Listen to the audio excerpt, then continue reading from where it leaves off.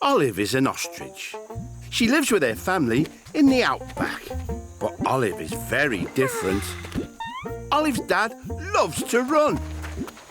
Olive isn't a fast runner.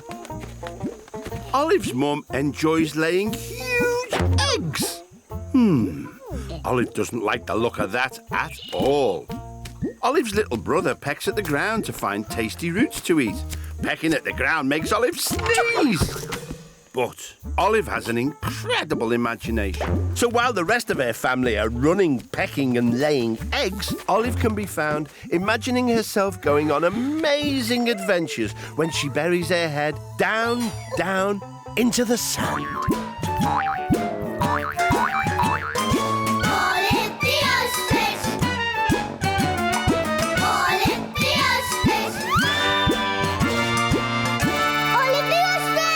Until she popped up somewhere new. Olive was standing next to a bubbling waterfall. She was wearing heavy chainmail and a knight's helmet. Ooh! Just then, Olive heard a loud noise. Oh, that sounds painful. Out of nowhere leapt a huge dragon wearing an orange headband. He swished his enormous tail this way and that. It was all very impressive. Welcome. I'm Olive. Who are you? I am Claude Van Doom, student of Dragon Fu. What's dragon flu? I will show you. With this, Claude showed Olive some of his best dragon fu moves. Very good flu, Claude. I hope my examiner agrees. I am taking the final part of my Dragon Fu exam today. If I pass, my dream to become a Dragon Fu master will come true. What do you have to do? I will show you. With this, Claude took a deep breath and blew as hard as he could towards a nearby tree. Flames shot from his mouth and set the tree on fire in an instant. Whoosh! The exam subject is an impressive display of fire breathing. I think you should put that fire out, Claude. Olive saw the bubbling waterfall behind her. Quick, Claude, use the water to put out the fire. Claude plunged his head into the bubbling water, quickly gulping it down before blowing the lot onto the flaming tree. Well done, Claude. You put the fire out. But Claude didn't look very happy. Claude tried to breathe fire, but bubbles poured out from his mouth instead. Oh, this is a disaster. How will I pass my exam in fire breathing if I am breathing bubbles? Olive thought. She looked down at her chainmail and plucked one of the wires free. A wire? Bubbles? I think I may have an idea. Olive started to pull and twist the wires into different shapes, just as Claude's examiner arrived to start the test. So, Mr. Van Doom, I hope you're ready to impress me with your fire breathing. Claude looked at Olive and gulped. Yes, he is, Mr. Examiner. I'll be the judge of that, thank you. The examiner watched as Claude took a deep breath and started to blow bubbles from his mouth instead of fire. Oh, dear. Said the examiner, unimpressed. Oh, dear, oh, dear. But then the bubbles squeezed through the wire shapes Olive had made and formed a huge spider, a knight, even an elephant. Well, I need something more impressive than that. Claude took a deep breath and blew a massive bubble right at the examiner. It surrounded him, and before he knew it, he was floating up in the air inside the bubble. Oh, I'm floating. Oh, Claude, your display of bubble breathing is more impressive than any fire breathing. Here's your certificate. Oh, Claude, you passed. Thank you, Olive, for all your help. With a little practice, you too could master Dragon Fu. Really? With this, Olive Dragon Fu chopped a tree, sending lots of fruit falling down on top of her. Ouch! No, I think I'll stick to looking at trees, not dragon fooing them. They both laughed, and as they did, Olive realised it was time to go.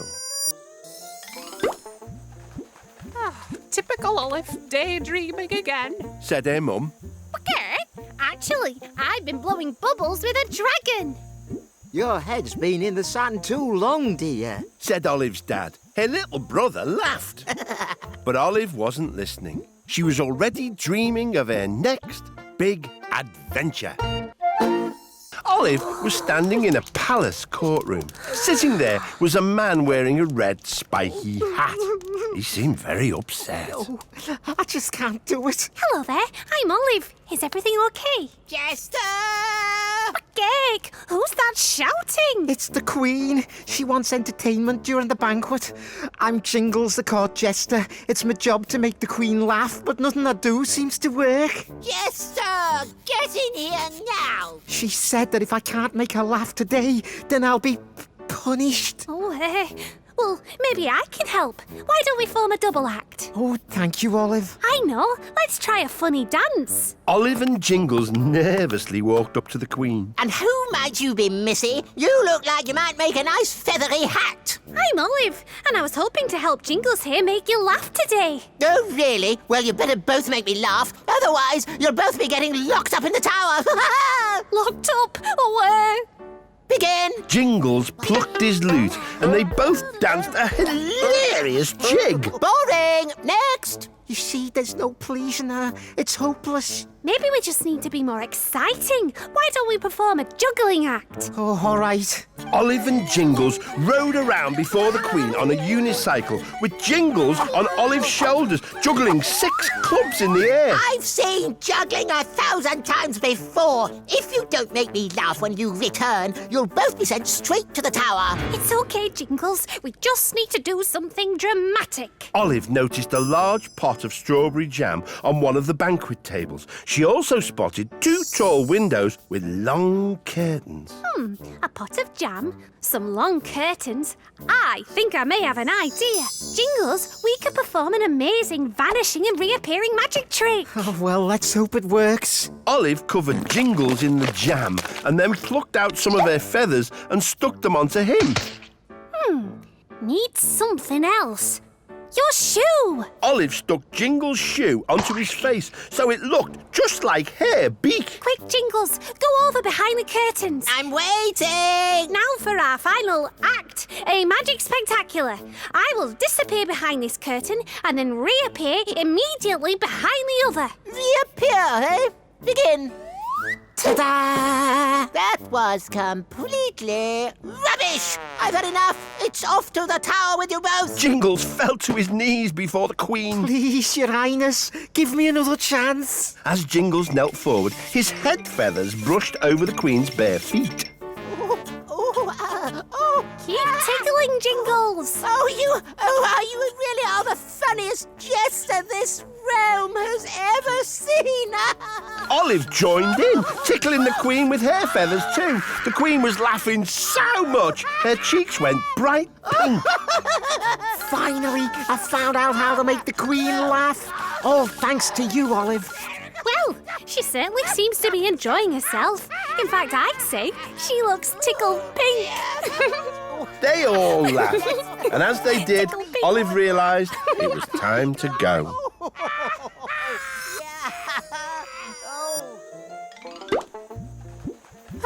Typical Olive, daydreaming again. Said her mum. Gag, actually, I helped entertain a queen. Your head's been in the sand too long, dear. Said Olive's dad. Her little brother laughed. But Olive wasn't listening. She was already dreaming of her next big adventure. Olive was standing on a large grey planet. She was wearing a strange helmet that was attached to a big backpack. Oh, look at the sky. Isn't it beautiful? Suddenly, a little green man popped out of one of the holes. He was carrying a bright red handbag. Oh dear, oh dear. He said as he hurried past Olive. Oh dear, oh dear, oh dear, oh dear. Hello, my name's Olive. What's the hurry? The little green man stopped. Oh hello. My name is Buzzapalerma Hoopilaga Roopilaba Bababaja Camus Beep. But you can call me Sarah. Oh, Sarah. That's an odd name for a little man. Well, of course, I am an alien. That's true. Nice to meet you, Sarah. I've never met an alien before. Well, it's nice to meet you too, but I'm in a real hurry. Can't stop and chat. But why are you in such a rush? It's my mum's birthday, and I've bought her a Sunstone. Problem is, I'm so forgetful I've gone and forgotten where I've put it, and my mum will be here in her spaceship any minute now. Oh, dear.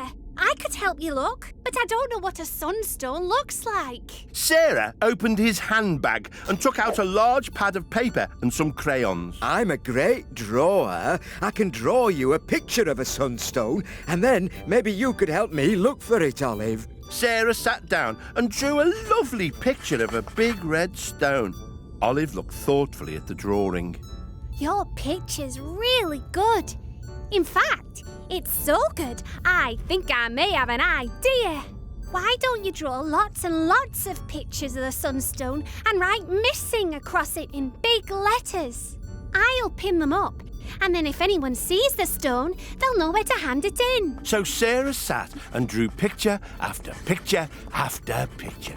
And Olive ran all around the planet, pinning them anywhere and everywhere. Eventually, the whole planet was covered in pictures of the sunstone. Olive and Sarah waited and waited and waited. Oh dear, no one's come to tell us they found the sunstone. And after all that work we did. Oh, hang on. I forgot. No one else lives on this planet but me. Oh, so no one else is going to see our posters anyway? Well, now we're never going to find the sunstone. The whole planet is covered in our posters. Oh, no. Here comes my mum. Just then, Sarah's mum arrived in her spaceship. She was wearing a beautiful red stone around her neck, just like the ones in the pictures. Oh, my goodness. Sarah's mum exclaimed. You've decorated the whole planet for my birthday. And thank you so much for this lovely sunstone. It arrived in the space mail this morning. Olive shook her head and chuckled. Sarah, you're so forgetful. You forgot you'd already sent the sunstone to your mum in the space mail. Maybe you should write everything down so you don't forget things in the future. Of course. That's what the crayons and the paper were for. They all laughed. And as they did, Olive realised it was time to go. Typical Olive, daydreaming again. Said her mum. Actually, I've been to another planet and helped an alien. Your head's been in the sand too long, dear. Said Olive's dad. Her little brother laughed. But Olive wasn't listening. She was already dreaming of her next big adventure. Olive was wearing a knight's helmet and was sitting on a grey horse, which was strolling along a winding path. Hello, I'm Olive. I'm Melvin. Said the horse in a mournful voice. Ahead, Olive could see a huge castle with battlements and a tall tower. That's an impressive castle. Is it? When you've seen one castle, you've seen them all. Suddenly, Olive heard a voice. Help! Help! It was coming from the top of the tower. I think someone needs rescuing. Giddy up! Melvin ambled over the drawbridge with Olive. Help! Help! Come on, Melvin. We have to climb to the top. Towers have stairs and horses don't do stairs. Melvin sat down, took out a horse hoof file and began to file his hooves. Oh, I guess I'm on my own then. Olive climbed a long spiral staircase up hundreds of steps until finally she reached a wooden door at the top. Olive tried the door, but it was locked. Hello? I'm here to rescue you. The key is under the mat. Olive looked under the mat and found a big metal key. Oh, She unlocked the door and went inside. Sitting in the room was a little prince who had beautiful long golden plaits. Cake, that's the longest hair I've ever seen. I'm Olive. I'm Prince Raphael. It's long because I've been locked up for ages by the evil Princess Pat and she won't let me cut it. You have to get me out before she returns. Hold it right there, Knight. Growled a voice. I'm Princess Pat, and you ain't going nowhere with my lovely long-haired prince. Well, actually, I'm here to rescue him. Yeah, right, that's what you think. Princess Pat marched out and locked the door behind her. What are we going to do now? Olive looked out of the window. Far below, she saw Melvin still filing his hooves. A prince with long blonde hair. A hoof file. I think I may have an idea. Oh, Melvin! Can you throw me up that hoof file, please? What? Oh, suppose so. Melvin threw up the hoof file. Olive caught it. Now, I'm going to use this file to cut off your long hair. No, if the princess finds out, she'll be really angry. It's okay, because we're going to escape. Although the prince didn't like it, he let Olive cut off his hair. She tied one end to the door and threw the other end out of the window. Right, we can use your hair to climb down and get away, but we must be really careful. Olive carefully climbed down from the window. The prince followed, and soon they were both safely on the ground. Oh, you two are really heavy. Oi, where do you think you're going? Olive turned to see Princess Pat standing by the tower. Her face was bright red with anger. Let's get out of here.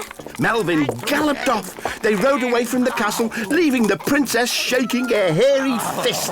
Right, that's far enough. Yes, I think we're safe now. Thanks for rescuing me, Olive, although I do miss my lovely long hair. Actually, you look rather handsome with your new short haircut. Thanks very much. The prince gave Olive a kiss on her beak. But Cake, I've never been kissed by a handsome prince before. They both laughed, and as they did, Olive realised it was time to go. Typical Olive, daydreaming again. Said her mum. Cake? Actually, I rescued a handsome prince from a castle. Your head's been in the sand too long, dear. Said Olive's dad. Her little brother laughed. But Olive wasn't listening. She was already dreaming of her next big adventure. Olive found herself at the edge of a forest. She was wearing green tights and a hat with a feather in it. Oh, no, I don't believe it. Olive saw two men standing next to a big wall. One was dressed in green, the other in a long robe. Hello there. Can I help? I'm Olive. I'm Robin Hood and this is Friar Tuck. I need to get a message to my girlfriend, Maid Marian, but she's inside the city and that rotten sheriff of Nottingham has locked the gates. Olive spotted Robin Hood's bow. Robin, why not fire one of your arrows over the city walls with a message tied to it for Marion? Marion doesn't like him using arrows. Might hurt himself or hit someone by accident. Said Friar Tuck. I'd climb over the walls, but I've got no head for heights. Plus, Marion doesn't like him climbing, or swimming, or running too fast, or riding horses, or digging. She cares about me, OK? It really is a very important message. Olive saw a wagon full of pieces of old armour trundling by. Armour here, shields 2 for 1, helmets going cheap, 1 careless owner. She spotted a couple of bashed helmets and then noticed the long string wrapped around Friar Tuck's robes. Oh, I'm never going to get a message to Marion, and she'll find herself a posh city boyfriend instead. An undelivered message, some tin helmets, a long length of rope. I think I may have an idea. Friar Tuck, could you buy a couple of helmets, please? Okay. And now I need to borrow that rope from round your waist. Tuck gave Olive the thin rope. Can you hold on to one of these helmets, please, Robin? Olive threaded the rope through one helmet and into the second helmet. Now I need a tall tree to climb. Oh, there's one. Be careful climbing. Olive began climbing the tree with the helmets tucked under one wing. Oh, is that Maid Marian? Hi, there's my honey bunny. Olive took one of the helmets and carefully threw it across to Marion. Good catch. Now hold it up to your ear. Marion looked puzzled. Oh dear, of course, she can't hear me. I'll have to show her what to do. Olive held the helmet to her ear so Marion could see. Marion still looked confused, but copied Olive. Hello, Marion. I am Olive. Can you hear me? Oh, I say, that's jolly clever, Olive. I've got someone here who has an important message for you.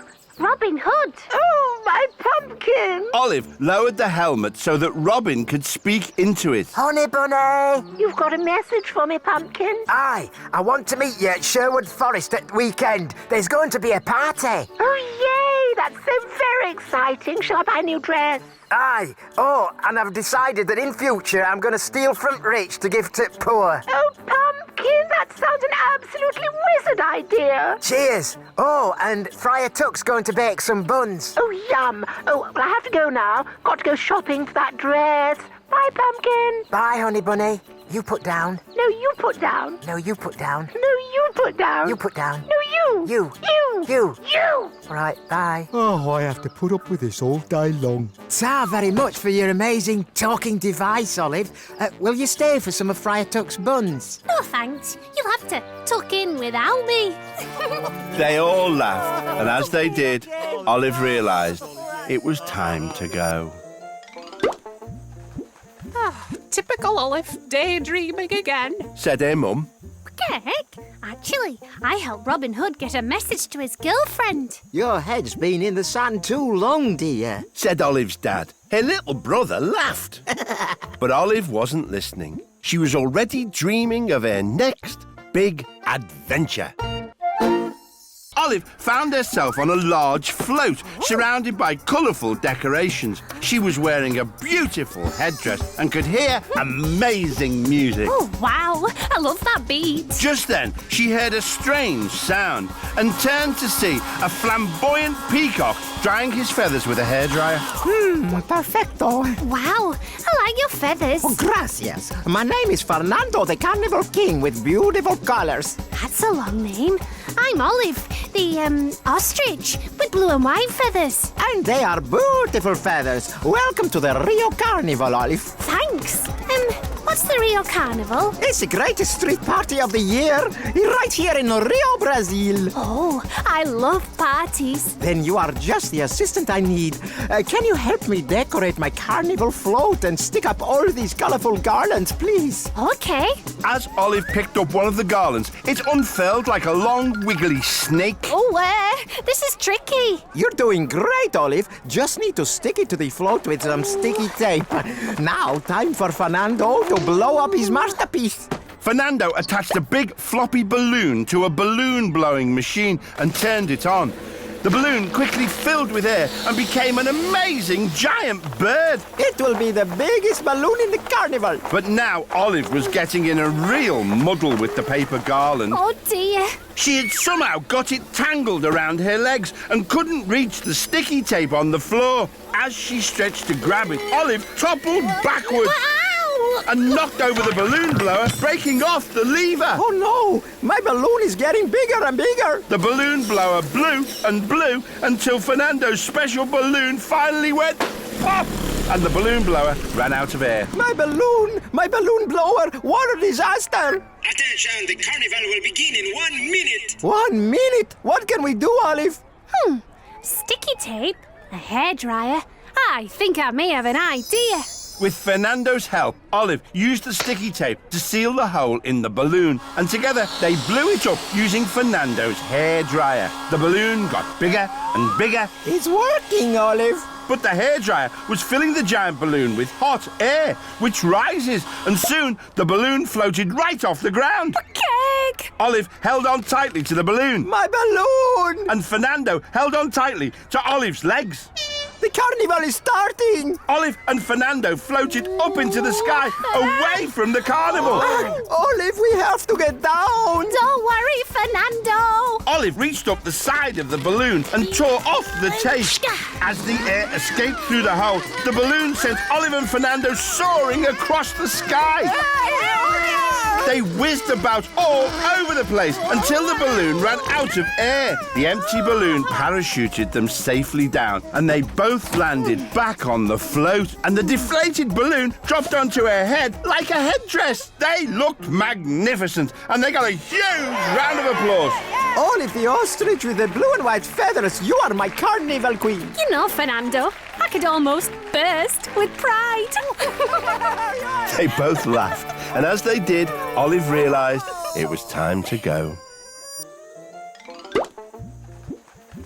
Typical Olive, daydreaming again. Said her mum. Heck, actually, I was carnival queen at the Rio Carnival. Your head's been in the sand too long, dear. Said Olive's dad. Her little brother laughed. But Olive wasn't listening. She was already dreaming of her next big adventure. This is a spectacular place. Olive saw a man with a huge curly moustache. He wore a red and black tunic with a crown on the front. I'm Olive. Where am I, please? I'm Beefy the Beefeater. You're on a tour of the Tower of London. he answered. Frick! I'm in London. Olive found a camera hanging around her neck and snapped a few pictures. And if you look to your right, you'll see the ravens. Tradition says they must never leave the tower, or the kingdom will fall. And not a single one has. Not on my watch, anyhow. Hello, what's your name? Olive asked. Roberta, And why do you look so sad, Roberta? because I really want to explore London, like those tourists over there. I want to see all the sights, Big Ben, Buckingham Palace, and especially Trafalgar Square. But of course you can't leave the tower. Said Olive. No, and Beefy is always watching and counting us. So you need to somehow get away without Beefy realising. Olive looked around and saw an ice cream van nearby. She also saw a lady tourist wearing a long black raincoat. An ice cream van. A black raincoat. I think I may have an idea. Please, can I borrow your raincoat? Olive asked the lady, who nodded. Then she bought an ice cream cone from the ice cream van.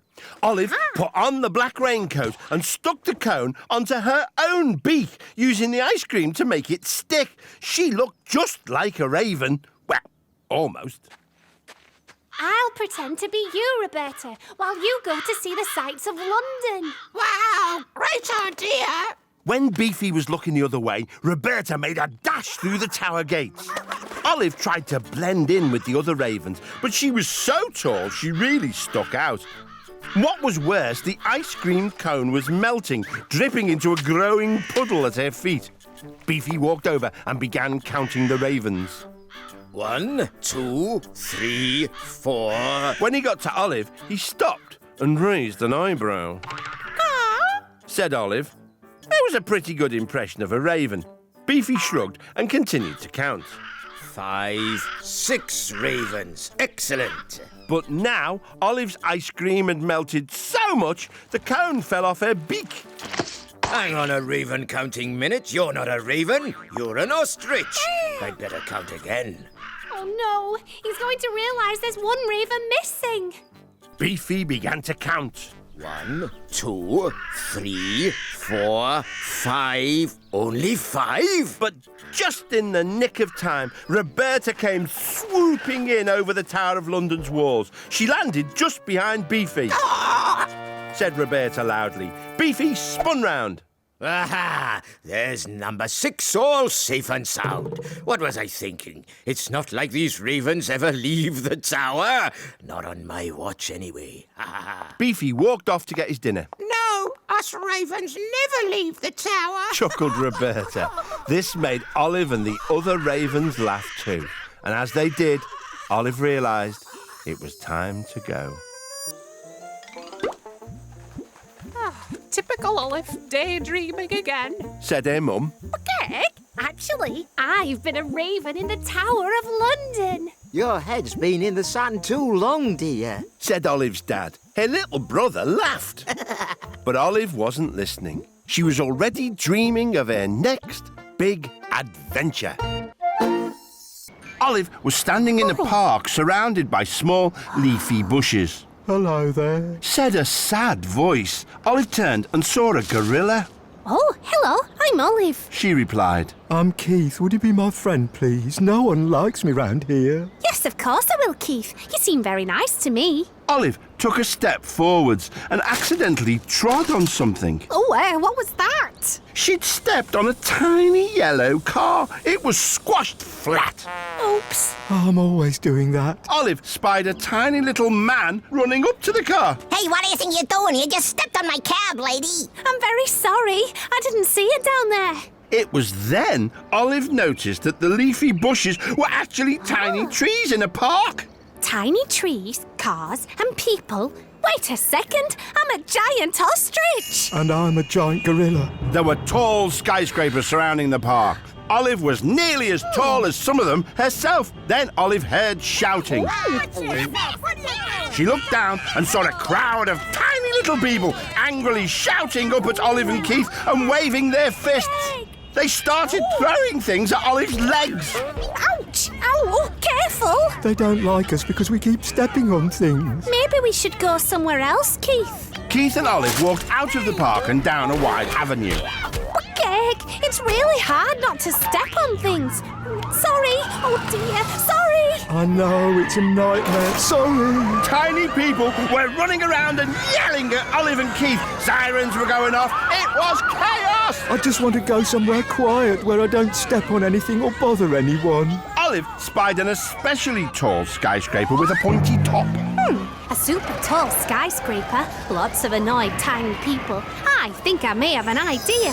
Keith, why don't we get out of everyone's way by climbing up that skyscraper? Oh, that's the Empire State Building. Great idea. So Olive and Keith climbed up the Empire State Building. Since they were both giants, it didn't take very long to reach the top. But there were still people shouting at them from nearby windows. Oh, I wish they knew I was friendly. Olive saw a helicopter swoop in and circle round them. But something was wrong with the helicopter. The rotor blade stopped turning and it started to fall. Quick, Keith, catch it! Keith held out his hand and caught the helicopter. Got it. A woman jumped out and stood on Keith's hand, followed by a man with a tiny TV camera. Whoa, that was close. Katie Waters, NYC News, reporting live. And we've just been saved by the giant gorilla. All the people looking out of the office windows cheered.